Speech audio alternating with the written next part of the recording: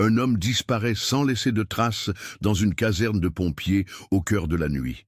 21 ans plus tard, une découverte troublante dans un casque oublié révèle un secret si sombre qu'il bouleverse tout ce qu'on croyait savoir sur cette affaire. Cette photo pliée, cachée pendant des décennies, dévoilera une vérité qui remettra en question la confiance aveugle qu'une communauté entière plaçait en ses héros. Mais comment un homme respecté de tous peut-il simplement s'évaporer d'un bâtiment surveillé? Et pourquoi cette image compromettante a-t-elle été soigneusement dissimulée? Avant de continuer avec cette histoire perturbante, si vous appréciez les cas mystérieux réels comme celui-ci, abonnez-vous à la chaîne et activez les notifications pour ne manquer aucun cas nouveau. Et dites-nous dans les commentaires de quel pays et quelle ville vous nous regardez. Nous sommes curieux de savoir où notre communauté est répandue à travers le monde. Maintenant, découvrons comment tout a commencé. Saint-Étienne, cette ville industrielle du département de la Loire, portait encore en 1997 les cicatrices de sa reconversion économique. Autrefois, cœur battant de l'industrie minière et métallurgique française, la ville s'efforçait de redéfinir son identité après la fermeture progressive de ses mines et la délocalisation de nombreuses usines. Les rues pentues du centre-ville, dominées par les terrils transformés en espaces verts, témoignaient d'un passé révolu, mais toujours présent dans la mémoire collective.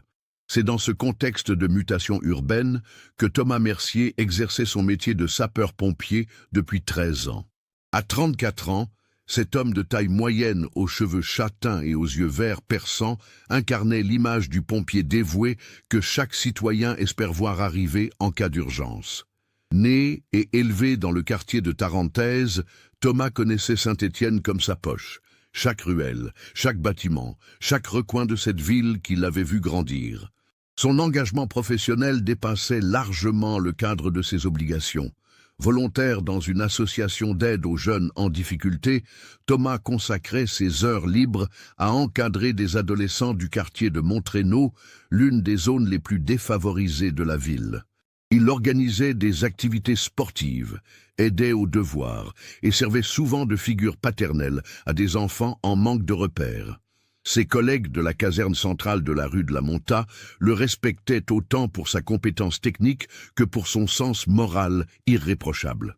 Thomas était marié depuis 9 ans à Claire Durand, une institutrice de 31 ans qu'il avait rencontrée lors d'un salon du livre à la médiathèque de Tarentaise. Claire enseignait dans une école primaire du quartier de Villebeuf et partageait avec son mari cette passion pour l'éducation et l'aide aux plus démunis. Leur fils Antoine, âgé de 8 ans, était un garçon vif et curieux qui rêvait de devenir pompier comme son père. La famille vivait dans une maison mitoyenne, modeste mais confortable, de la rue Jean-Baptiste Dumay, dans le quartier de la Cotonne. Thomas avait lui-même rénové une grande partie de cette habitation, transformant le sous-sol en atelier où il bricolait pendant ses jours de repos. Passionné de mécanique, il entretenait méticuleusement sa Renault 19 bleue et aidait régulièrement ses voisins pour des réparations diverses. La caserne centrale des pompiers de Saint-Étienne, située rue de la Monta, était un bâtiment imposant, construit dans les années 1960. Cette structure de béton et de verre abritait les locaux administratifs, les dortoirs, le réfectoire, les ateliers de maintenance et bien sûr les garages pour les véhicules d'intervention. Thomas y travaillait selon un système de garde de 24 heures, alternant jours de service et jours de repos selon un planning établi plusieurs mois à l'avance. L'équipe de Thomas était composée de 12 hommes dirigés par le lieutenant Jean-Marc Fontaine, un Lyonnais de 45 ans arrivé à Saint-Étienne 3 ans plus tôt. Fontaine était apprécié pour sa rigueur et son expérience, acquise notamment lors d'interventions dans les tunnels autoroutiers de la région Rhône-Alpes. Parmi les collègues les plus proches de Thomas figurait Alain Bertrand, un Stéphanois pure souche de 29 ans spécialisé dans le sauvetage en hauteur, et Michel Carvalho, fils d'immigrés portugais âgé de 31 ans, expert en intervention sur véhicules. La routine du service comprenait des interventions variées.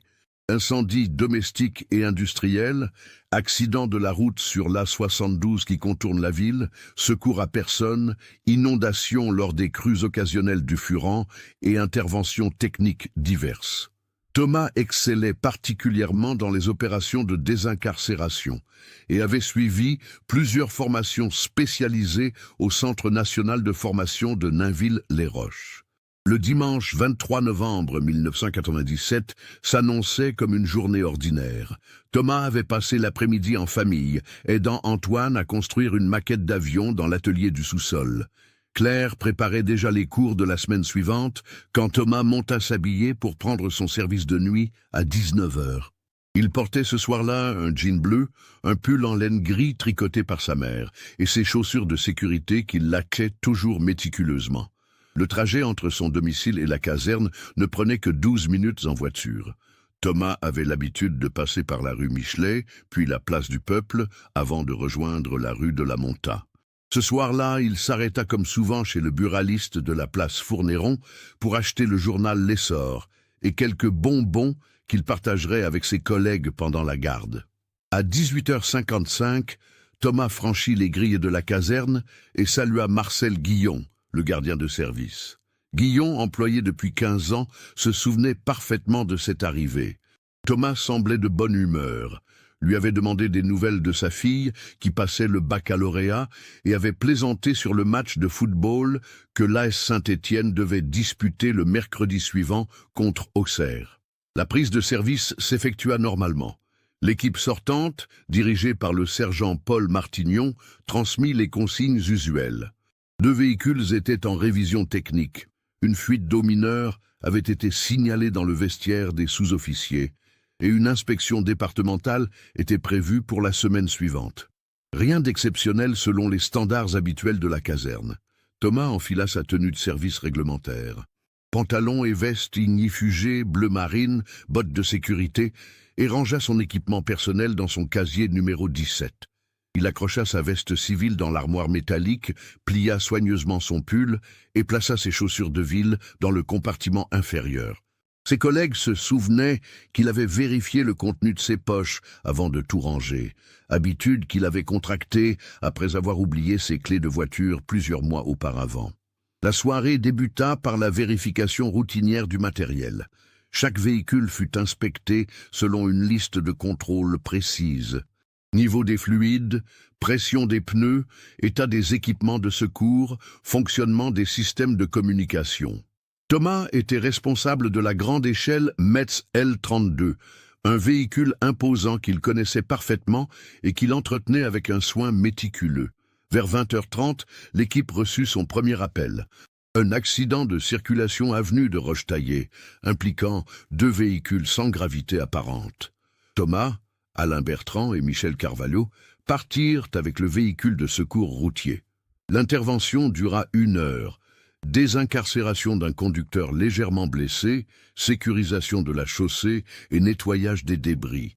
Thomas dirigea les opérations avec son professionnalisme habituel, rassurant les victimes et coordonnant efficacement l'action de ses collègues. De retour à la caserne vers 22h15, l'équipe rédigea les rapports d'intervention obligatoires. Thomas, méticuleux dans cette tâche administrative, détailla précisément les dommages matériels constatés et les mesures prises. Sa dernière signature figure sur le rapport numéro 1997-11-847, daté de 22h31 et contresigné par le lieutenant Fontaine. La nuit se poursuivit calmement. Vers 23h45, l'équipe fut alertée pour une odeur de gaz rue de la République. Mais il s'agissait d'une fausse alerte. Un restaurant avait simplement oublié de fermer une bonbonne de gaz propane dans sa cour. L'intervention ne nécessita qu'un contrôle de routine, et l'équipe était de retour à 0h30. C'est après cette dernière sortie que les témoignages commencent à diverger et que l'enquête révélera ses premières zones d'ombre. Selon le lieutenant Fontaine, Thomas était présent lors du débriefing de l'intervention gaz, soit vers 0h45. Il se souvenait l'avoir vu ranger son équipement dans le véhicule et plaisanter avec Michel Carvalho sur la nervosité du restaurateur qu'il venait de rassurer. Cependant, Alain Bertrand affirmait ne pas avoir revu Thomas après 0h30, pensant qu'il était parti se reposer dans le dortoir. La caserne disposait d'un dortoir collectif au premier étage, équipé de 12 lits superposés et d'une salle d'eau commune. Les pompiers de garde avaient l'habitude de se relayer pour assurer une permanence continue, certains dormant pendant que d'autres restaient en alerte au rez-de-chaussée. Thomas occupait habituellement le lit numéro 6, près de la fenêtre donnant sur la cour intérieure. Marcel Guillon effectuait ses rondes de sécurité toutes les 2 heures, vérifiant les accès, les véhicules et les locaux sensibles. Sa ronde de 2 heures ne révéla aucune anomalie. Tous les véhicules étaient en place, les portes correctement verrouillées, l'éclairage de sécurité fonctionnel. Il nota dans son carnet de bord que 3 pompiers se trouvaient en salle de repos au rez-de-chaussée, regardant un film à la télévision, et que les autres étaient couchés. C'est lors de l'appel matinal à 6 heures que l'absence de Thomas fut constatée. Le lieutenant Fontaine procédait à l'appel nominal de son équipe quand il remarqua que Thomas ne répondait pas. Une recherche rapide dans le dortoir confirma qu'il n'y avait pas dormi. Son lit était intact, sa tête d'oreiller pliée selon le règlement. La première hypothèse fut qu'il était parti aux toilettes ou qu'il inspectait les véhicules. Mais une fouille systématique de tous les locaux ne révéla aucune trace de Thomas. Son casque, ses gants et sa ceinture porte-outils avaient disparu avec lui. Mais ses vêtements civils étaient toujours dans son armoire, ainsi que ses clés de voiture et son portefeuille contenant ses papiers d'identité et 320 francs en liquide. Le lieutenant Fontaine alerta immédiatement sa hiérarchie. Le commandant Patrick Lemoine, chef du groupement de Saint-Étienne, arriva à la caserne vers 7h30 et ordonna une inspection complète des locaux. Parallèlement, il contacta la brigade de gendarmerie de Saint-Étienne pour signaler la disparition d'un agent en service. L'adjudant-chef François Dubois de la brigade territoriale prit en charge l'enquête préliminaire. Homme d'expérience de 48 ans, Dubois avait déjà traité plusieurs affaires de disparition dans la région stéphanoise. Son premier réflexe fut de vérifier les hypothèses les plus simples. Accident de service, malaise personnel, départ volontaire. Les premières vérifications ne donnèrent aucun résultat. Thomas n'avait été admis dans aucun hôpital de la région. Sa voiture était toujours garée devant son domicile, et Claire confirmait qu'il n'était pas rentré à la maison. Aucun transport en commun ne circulait à cette heure-là, et les taxis de permanence nocturne n'avaient de prix aucun client correspondant au signalement de Thomas. L'interrogatoire des collègues révéla un homme sans problème apparent. Thomas n'avait mentionné aucun souci personnel ou professionnel, ne semblait ni déprimé ni anxieux et n'avait exprimé aucune intention de quitter son poste. Ses supérieurs hiérarchiques le décrivaient comme un pompier exemplaire, ponctuel, compétent et apprécié de tous. Claire fut interrogée longuement par l'adjudant-chef Dubois. Effondrée mais lucide, elle confirma que son mari semblait parfaitement normal les jours précédant sa disparition. Ils avaient même fait des projets pour les vacances de Noël, envisageant un séjour dans les Alpes chez les parents de Claire. Thomas avait également évoqué la possibilité de changer de voiture l'année suivante, souhaitant acquérir un modèle plus récent. L'enquête s'intensifia rapidement. Les gendarmes passèrent au peigne fin la caserne et ses abords immédiats. Les égouts furent inspectés, les poubelles fouillées, les toitures et caves explorées. Une équipe cynophile fut même mobilisée, mais les chiens ne détectèrent aucune piste exploitable au-delà du périmètre immédiat de la caserne. Les registres de la caserne furent épluchés minutieusement. Aucune sortie non autorisée n'était mentionnée. Aucun véhicule n'avait quitté le site pendant la nuit. Le système de surveillance rudimentaire de l'époque, quelques caméras en noir et blanc aux définitions médiocres, ne révéla aucune anomalie visible sur les bandes magnétiques.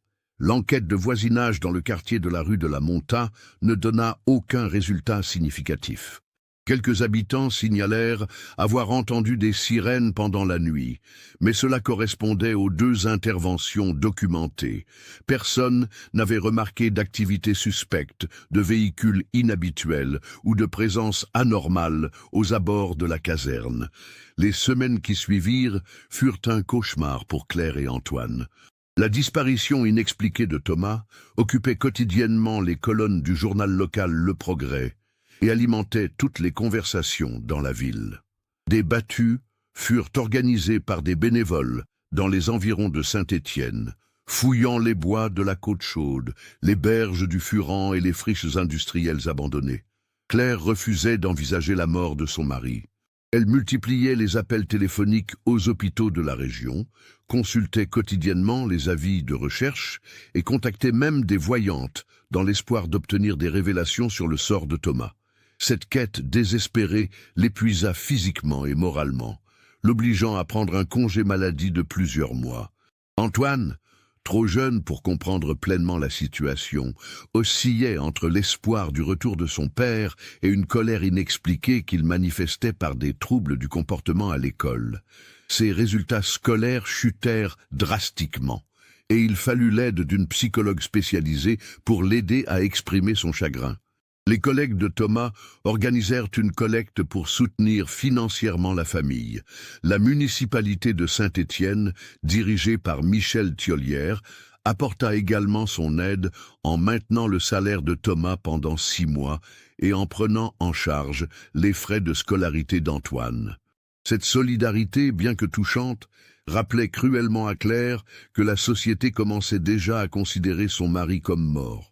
6 mois après la disparition, l'enquête officielle fut classée sans suite, faute d'éléments nouveaux.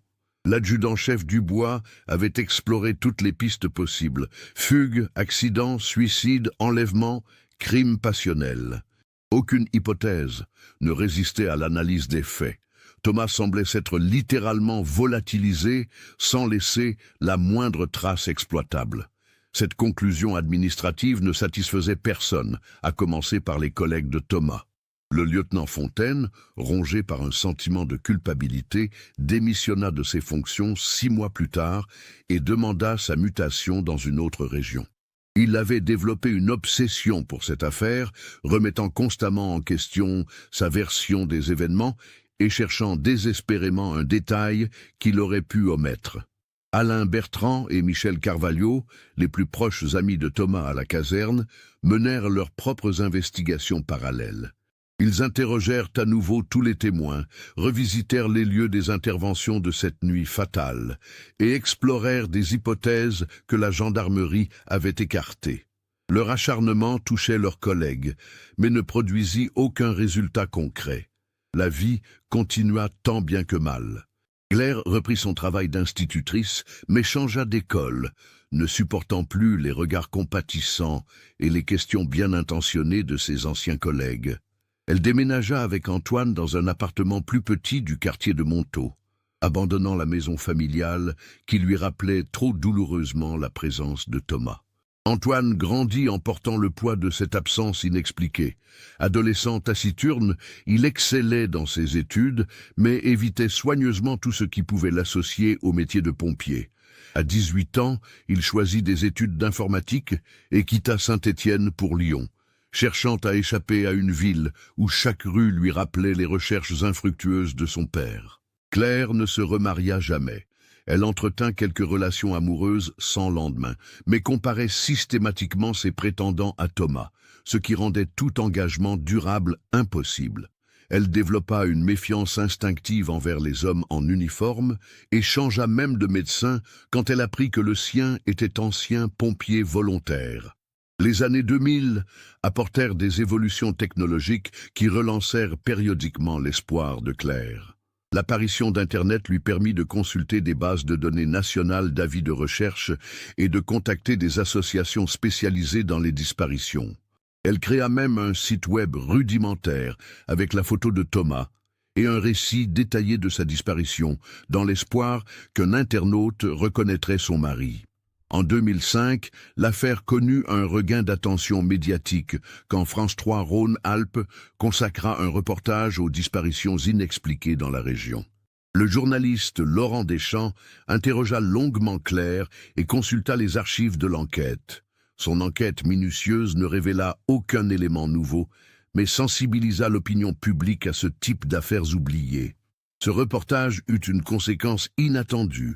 Plusieurs témoins se manifestèrent avec des informations qu'ils n'avaient pas jugé utile de communiquer 10 ans plus tôt.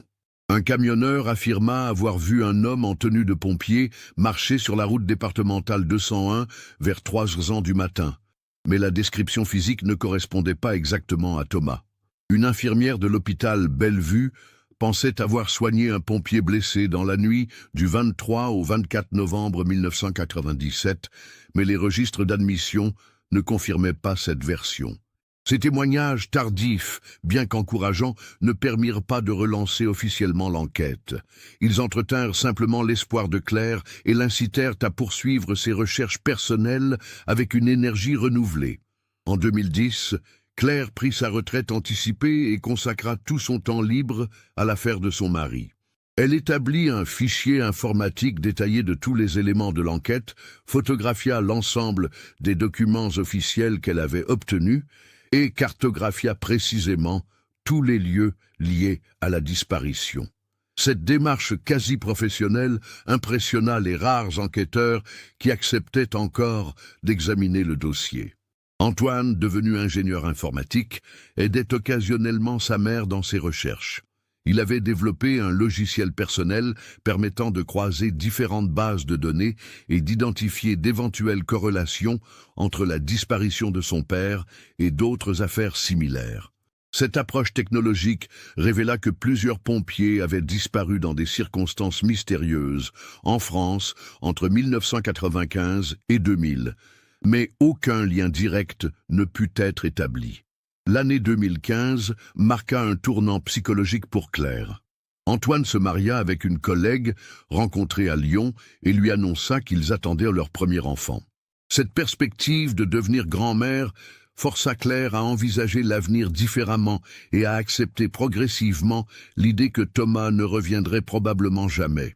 Elle commença à trier les affaires de son mari, conservées intactes depuis 20 ans, dans des cartons étiquetés méticuleusement. Ses outils de bricolage furent donnés à une association caritative, ses livres à la bibliothèque municipale, ses vêtements au Resto du Cœur. Claire ne garda que quelques objets symboliques, sa montre, son alliance et la médaille du mérite qu'il avait reçue en 1995 pour son action lors d'un incendie d'usine. C'est dans ce contexte d'acceptation progressive que l'affaire allait connaître un rebondissement totalement inattendu. En janvier 2018, la caserne centrale de Saint-Étienne fit l'objet de travaux de rénovation majeurs. Le bâtiment des années 1960 nécessitait une mise aux normes complète. Isolation thermique, installation électrique, système de sécurité incendie, accessibilité pour les personnes handicapées. Ces transformations, budgétées à 2,8 millions d'euros, devaient moderniser entièrement l'infrastructure, tout en préservant l'activité opérationnelle des pompiers. L'entreprise Bâti-Loire, dirigée par Éric Chavignon, remporta l'appel d'offres après une procédure de sélection rigoureuse. Cette PME stéphanoise, spécialisée dans la rénovation de bâtiments publics, emploie une quarantaine de salariés et jouissait d'une excellente réputation dans la région. Les travaux devaient s'étaler sur 18 mois, par tranches successives, pour maintenir l'activité de la caserne. Dès le mois de février, les ouvriers découvrirent que la structure du bâtiment réservait quelques surprises. Les plans d'origine ne correspondaient pas exactement à la réalité, révélant des modifications non documentées effectuées au fil des décennies.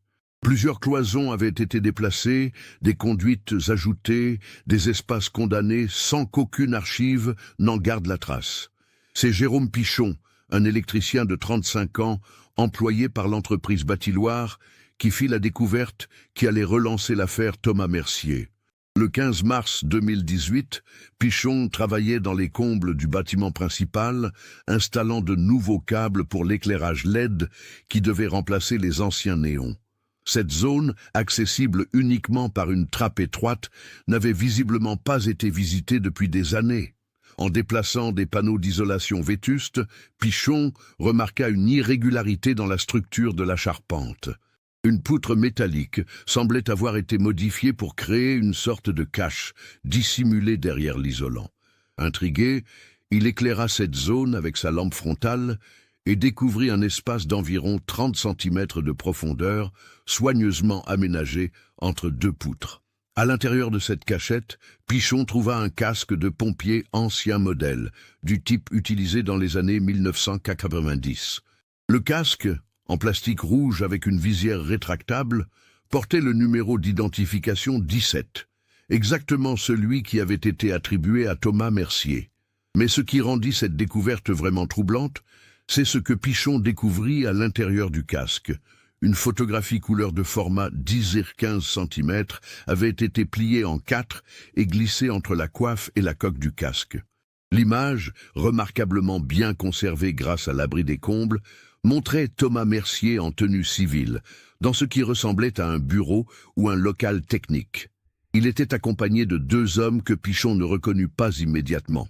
Ce qui rendait cette photo particulièrement intrigante, c'est que Thomas semblait mal à l'aise, presque contraint. Son expression faciale trahissait une nervosité inhabituelle, et sa posture corporelle suggérait qu'il ne posait pas volontairement. L'un des deux hommes posait sa main sur l'épaule de Thomas, dans un geste qui pouvait sembler amical, mais paraissait plutôt contraignant. Jérôme Pichon, conscient de l'importance potentielle de sa découverte, interrompit immédiatement son travail et alerta son chef de chantier, Philippe Martel. Martel, ancien militaire habitué aux procédures de sécurité, décida de contacter directement le commandant de la caserne plutôt que de manipuler les preuves. Le commandant Jean-Luc Moreau, en poste depuis 2010, connaissait l'affaire Thomas Mercier par les récits de ses prédécesseurs. Cette disparition restait l'un des mystères les plus troublants de l'histoire de la caserne, et tous les anciens pompiers en parlaient encore avec émotion. Quand Martel lui montra la photo et le casque, Moreau comprit immédiatement qu'il tenait peut-être enfin un élément décisif. La première décision du commandant Moreau fut de contacter le commissaire Laurent Bataille, responsable de la police judiciaire de Saint-Étienne. Bataille, arrivé dans la ville en 2015 après avoir servi à Marseille et Lyon, n'était pas familier avec l'affaire, mais saisit immédiatement l'importance de cette découverte. Il dépêcha sur place une équipe de techniciens en identification criminelle pour sécuriser la scène et analyser les indices. L'examen de la photo révéla plusieurs éléments troublants. Le cliché avait été pris avec un appareil de qualité professionnelle, probablement un Reflex 35 mm. La qualité de l'image et les conditions d'éclairage suggéraient une prise de vue préméditée, non un simple instantané. Au dos de la photo, quelqu'un avait écrit au stylo bile bleu « TB 15 11 97 22h30 », initiale qui correspondait parfaitement à Thomas Mercier et date antérieure de 8 jours à sa disparition. L'analyse du casque confirma qu'il s'agissait bien de l'équipement personnel de Thomas. Des traces d'ADN prélevées sur la coiffe correspondaient à l'échantillon conservé dans le dossier d'enquête original. Plus troublante encore, le casque présentait des traces d'impact et d'éraflures qui n'existaient pas au moment de la disparition, suggérant qu'il avait été utilisé après le 23 novembre 1997. Le commissaire Bataille constitua une cellule d'enquête spécialisée dirigée par le capitaine Sophie Leroux, une enquêtrice expérimentée de 42 ans, spécialisée dans les affaires anciennes. Leroux avait rejoint la police judiciaire de Saint-Étienne en 2016, après avoir dirigé plusieurs enquêtes complexes à la SRPJ de Lyon. Sa méthode rigoureuse et sa capacité à analyser les dossiers froids en faisaient la personne idéale pour reprendre cette affaire vieille de 21 ans. La première étape consistait à identifier les deux hommes présents sur la photographie. Leroux fit numériser l'image en haute définition et la transmit au service de police technique et scientifique de Lyon pour une analyse approfondie. Les visages furent isolés et comparés aux fichiers d'identité judiciaire, mais cette recherche automatisée ne donna aucun résultat immédiat. Parallèlement, Leroux reprit méthodiquement le dossier d'enquête original. Elle interrogea à nouveau tous les témoins encore vivants, en commençant par Claire Mercier. Cette rencontre, qui eut lieu le 28 mars 2018 dans les locaux de la police judiciaire, fut particulièrement émouvante. Claire, maintenant âgée de 52 ans, découvrait pour la première fois cette photo de son mari qu'elle n'avait jamais vue. « Je ne reconnais aucun de ces deux hommes », déclara Claire, après avoir longuement étudié l'image. Thomas ne m'a jamais parlé d'eux, et il ne faisait visiblement pas partie de son cercle familial ou amical. Ce qui m'inquiète le plus, c'est son expression. Je connais tous les visages de mon mari, et là, il a l'air effrayé. Claire confirma que Thomas n'avait mentionné aucun problème particulier dans les jours précédant sa disparition. Cependant, avec le recul et après avoir vu cette photo, elle se souvenait maintenant de quelques détails qui l'avaient vaguement préoccupée à l'époque. Thomas avait reçu plusieurs appels téléphoniques inhabituels dans les semaines précédentes, raccrocha brutalement quand elle s'approchait et semblait parfois perdu dans ses pensées. Antoine, maintenant père de famille établi à Lyon, fut également interrogé. Ses souvenirs d'enfant de 8 ans étaient naturellement flous, mais il se rappelait que son père vérifiait souvent les serrures de la maison avant de se coucher, habitude qu'il n'avait pas avant l'automne 1987. Antoine avait également conservé un carnet où son père notait des numéros de téléphone. Carnet que la police n'avait jamais examiné lors de l'enquête initiale. L'analyse de ce carnet révéla plusieurs numéros non identifiés, dont certains correspondaient à des lignes qui n'existaient plus en 2018. Cependant, l'un d'entre eux intrigua particulièrement le capitaine Leroux. Il s'agissait d'un numéro attribué en 1997 à la mairie de Saint-Étienne, plus précisément au service des marchés publics dirigé à l'époque par Henri Delorme. Henri Delorme était un fonctionnaire territorial de 45 ans en 1997, responsable de l'attribution des contrats municipaux pour l'entretien des bâtiments publics, y compris les casernes de pompiers. Homme respecté pour sa rigueur administrative, Delorme avait pris sa retraite en 2010 et vivait depuis dans une maison de retraite de Firminy, petite ville proche de Saint-Étienne. Quand le capitaine Leroux l'interrogea le 5 avril 2018, Henri Delorme, maintenant âgé de 66 ans et affaibli par la maladie de Parkinson, eut d'abord du mal à se souvenir des détails de cette époque. Cependant, la vue de la photographie provoqua chez lui une réaction de surprise et d'inquiétude évidente. « Je reconnais ces deux hommes », finit-il par admettre après de longues hésitations. Celui de droite, c'est Marcel Jolivet. Il dirigeait une entreprise de nettoyage industriel qui avait plusieurs contrats avec la ville. L'autre, je pense que c'est son associé, mais je ne me souviens plus de son nom. Il venait régulièrement à la mairie pour renouveler leur contrat. Delorme révéla alors des éléments qui éclairaient d'un jour nouveau l'affaire Thomas Mercier. En novembre 1987, il avait été contacté par Thomas, qui souhaitait le rencontrer discrètement pour évoquer des irrégularités qu'il avait constatées lors d'interventions à la caserne.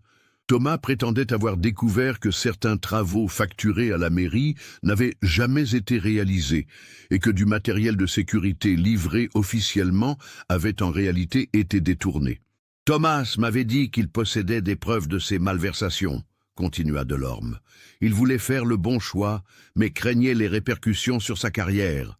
Je lui avais conseillé de rassembler tous les éléments et de venir me voir officiellement début décembre, mais il a disparu avant. » Cette révélation changeait complètement la perspective de l'enquête. Thomas n'avait pas disparu sans raison.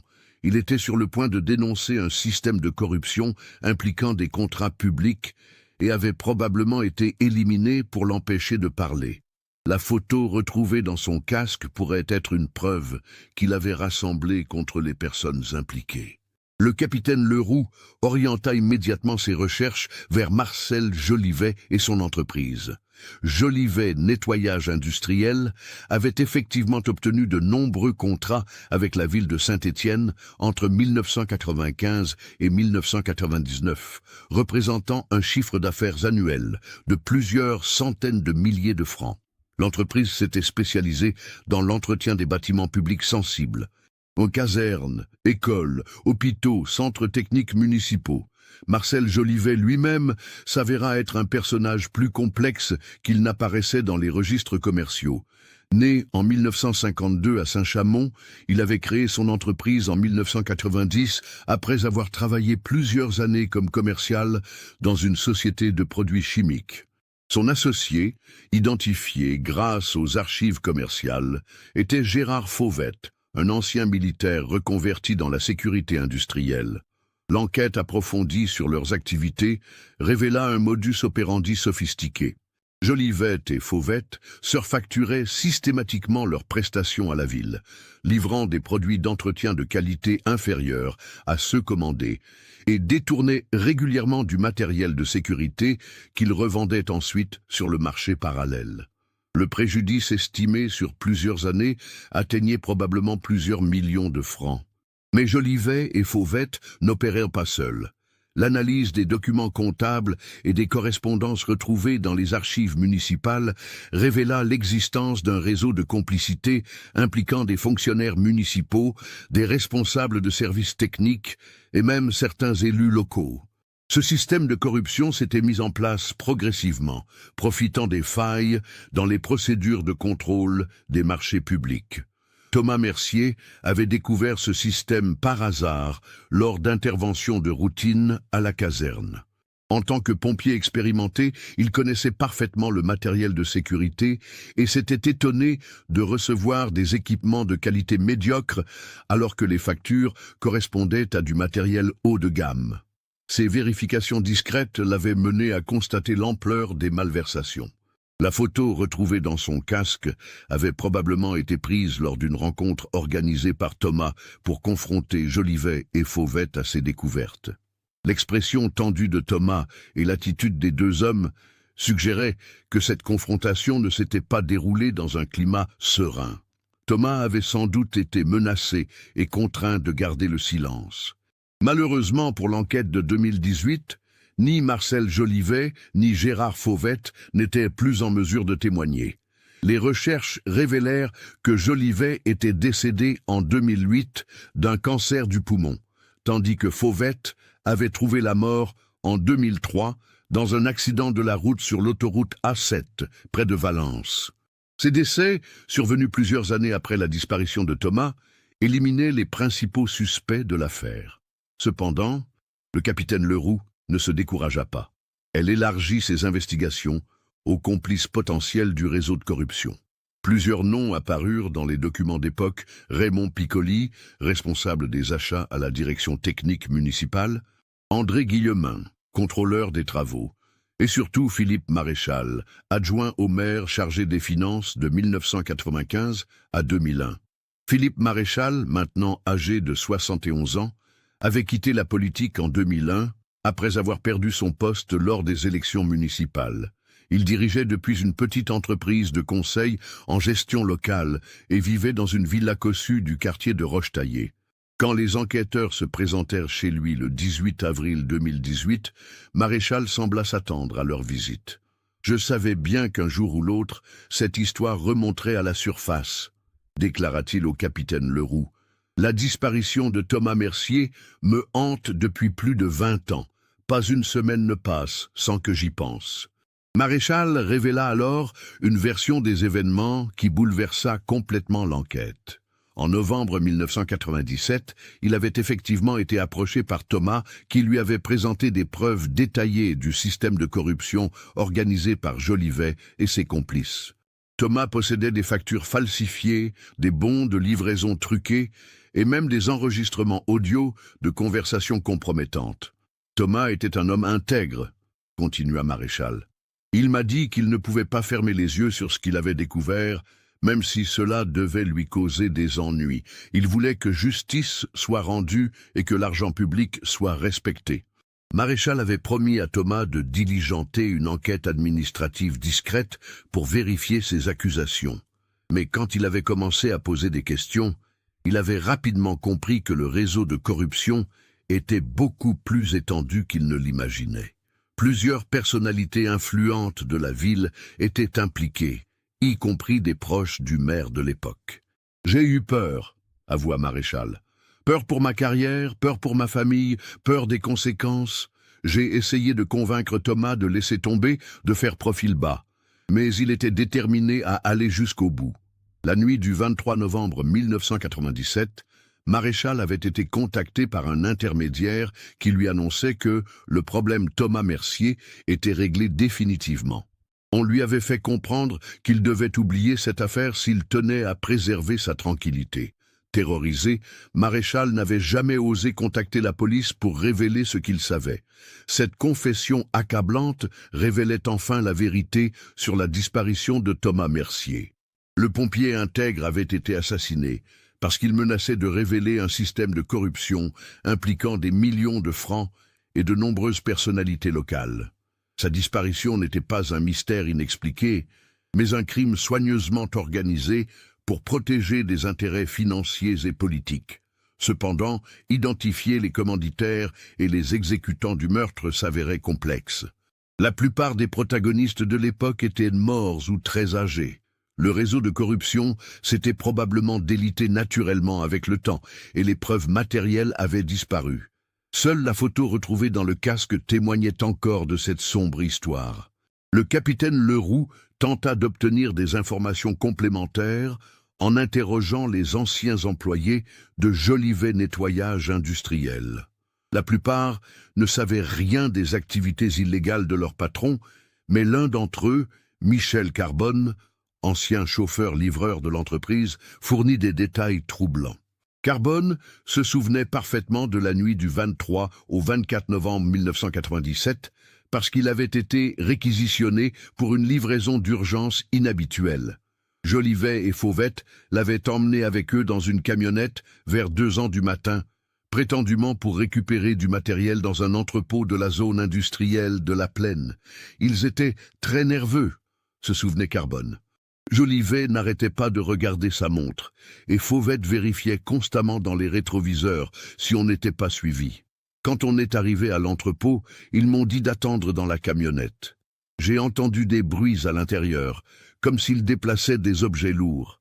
Au retour, Carbone avait remarqué que Jolivet et Fauvette portaient des vêtements différents, comme s'ils s'étaient échangés. Dans la camionnette, il y avait plusieurs sacs plastiques épais et un bidon d'essence vide qui n'était pas là à l'aller.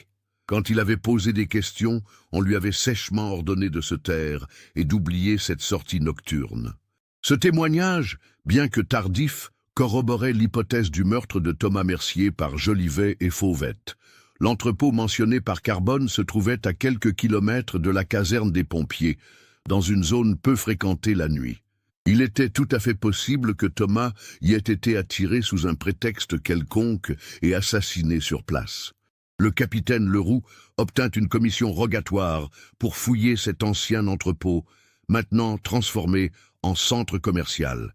Malgré les modifications architecturales importantes, les enquêteurs découvrirent dans les fondations des traces de sang humain vieilles de plusieurs décennies.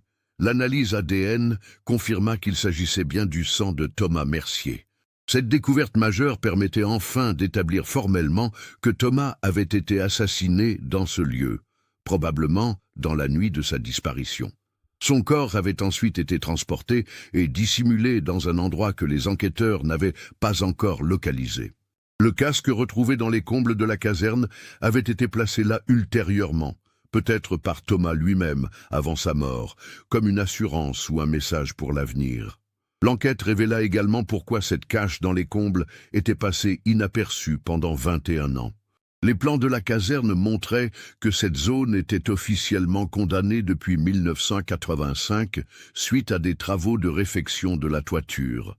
Seul Thomas, en tant que pompier expérimenté, connaissant parfaitement les moindres recoins du bâtiment, savait qu'elle restait accessible par une trappe dissimulée. En plaçant son casque et la photo compromettante dans cette cachette, Thomas avait créé une sorte de boîte noire, destinée à révéler la vérité en cas de malheur. Il avait probablement espéré que des travaux futurs permettraient un jour de découvrir ses preuves et de démasquer ses assassins. Son calcul s'était révélé juste, mais avec 21 ans de retard. Le 15 juin 2018, le procureur de la République de Saint-Étienne, maître Caroline Leduc, organisa une conférence de presse pour annoncer officiellement les conclusions de l'enquête. Devant les journalistes et les familles des victimes, elle confirma que Thomas Mercier avait été assassiné en raison de ses découvertes sur un système de corruption impliquant des contrats publics municipaux. Thomas Mercier est mort parce qu'il refusait de fermer les yeux sur des malversations qui portaient atteinte à l'intérêt général, déclara le procureur Leduc. Son intégrité professionnelle et son sens civique lui ont coûté la vie. Même si les principaux responsables de ce crime ont échappé aux poursuites judiciaires, la vérité est enfin établie et la mémoire de Thomas Mercier est réhabilitée. Cette annonce officielle eut un impact considérable sur la ville de Saint-Étienne. L'affaire fit la une de tous les médias régionaux et relança les débats sur la corruption dans les marchés publics. Plusieurs associations réclamèrent l'ouverture d'une enquête parlementaire sur les dysfonctionnements des procédures de contrôle dans les années 1990. Pour Claire et Antoine, cette révélation constituait un soulagement immense, mêlé d'une immense tristesse. Ils avaient enfin la réponse à leurs questions, mais cette vérité confirmait que Thomas était bel et bien mort et qu'il ne reviendrait jamais. Claire déclara aux médias « Je préfère savoir la vérité, même si elle est douloureuse. » Thomas est mort en héros, en défendant l'intérêt général contre la corruption. La municipalité de Saint-Étienne décida d'honorer la mémoire de Thomas Mercier en donnant son nom à une rue du quartier où il avait vécu. Une plaque commémorative fut également installée dans la caserne centrale, rappelant son sacrifice pour la transparence et l'honnêteté publique. Ces gestes symboliques ne ramèneraient pas Thomas, mais ils témoignaient de la reconnaissance de la communauté envers un homme qui avait payé de sa vie son refus de la corruption. Le corps de Thomas ne fut jamais retrouvé, malgré des recherches approfondies dans tous les sites potentiels identifiés par l'enquête. Jolivet et Fauvette avaient probablement fait disparaître définitivement toute trace de leurs victimes, peut-être en utilisant les produits chimiques industriels auxquels ils avaient accès. Cette absence de dépouille constituait une souffrance supplémentaire pour la famille, qui ne pouvait pas faire son deuil devant une tombe. L'affaire Thomas Mercier devint un cas d'école étudié dans les formations de police judiciaire et les écoles de criminologie. Elle illustrait parfaitement comment un crime pouvait rester impuni pendant des décennies, non par manque d'indices, mais par absence de volonté politique de creuser certaines pistes sensibles. Elle montrait aussi l'importance de la persévérance dans les enquêtes et la valeur des témoignages tardifs. Cette histoire marqua profondément la conscience collective stéphanoise. Elle révélait comment la corruption pouvait s'épanouir dans l'ombre des institutions respectables et comment des hommes intègres payaient parfois de leur vie leur refus de composer avec la malhonnêteté. Elle interrogeait aussi sur la responsabilité collective face à de tels dysfonctionnements et sur l'importance de protéger les lanceurs d'alerte. Pour les pompiers de Saint-Étienne, l'affaire Thomas Mercier reste un symbole de l'engagement civique qui dépasse le cadre professionnel. Thomas n'était pas mort en service commandé face aux flammes, mais en citoyen responsable face à la corruption. Son exemple inspire encore aujourd'hui les nouvelles générations de sapeurs-pompiers qui découvrent son histoire lors de leur formation. Antoine Mercier, maintenant père de 2 enfants, a choisi de perpétuer la mémoire de son père d'une manière particulière. Il a créé une association destinée à soutenir les familles de disparus et à aider les enquêtes sur les affaires anciennes. Cette association finance des analyses ADN, des expertises techniques et des recherches généalogiques pour identifier des victimes anonymes. Claire a publié en 2019 un livre témoignage intitulé « 21 ans d'attente », dans lequel elle raconte son parcours de femme de disparue et l'impact psychologique de cette épreuve. Ce livre, traduit en plusieurs langues, est devenu une référence pour les familles confrontées à des situations similaires. Les droits d'auteur sont intégralement reversés à des associations d'aide aux victimes. L'enquête du capitaine Leroux a également eu des répercussions sur d'autres affaires anciennes. Sa méthode rigoureuse de réexamen des dossiers froids a permis de résoudre 3 autres disparitions inexpliquées dans la région stéphanoise. Ces succès ont conduit à la création d'une cellule spécialisée dans les affaires anciennes au sein de la police judiciaire de Saint-Étienne. Cette affaire nous rappelle que derrière chaque disparition se cache une histoire humaine complexe et que la vérité peut parfois mettre des décennies à émerger. Elle nous enseigne l'importance de ne jamais abandonner la recherche de justice, même quand tout semble perdu. Thomas Mercier n'est pas mort en vain. Son sacrifice a contribué à révéler un système corrompu et à sensibiliser l'opinion publique à l'importance de la transparence dans la gestion publique. Que pensez-vous de cette histoire? Aviez-vous soupçonné le lien avec la corruption dès les premiers éléments? Partagez vos réflexions dans les commentaires. Si vous avez apprécié cette enquête approfondie, n'oubliez pas de vous abonner à la chaîne et d'activer les notifications. Laissez votre like si cette histoire vous a marqué et partagez-la avec quelqu'un qui s'intéresserait aussi à ce type d'affaires. Car c'est en gardant vivante la mémoire de ces tragédies que nous pouvons espérer construire une société plus juste et plus transparente.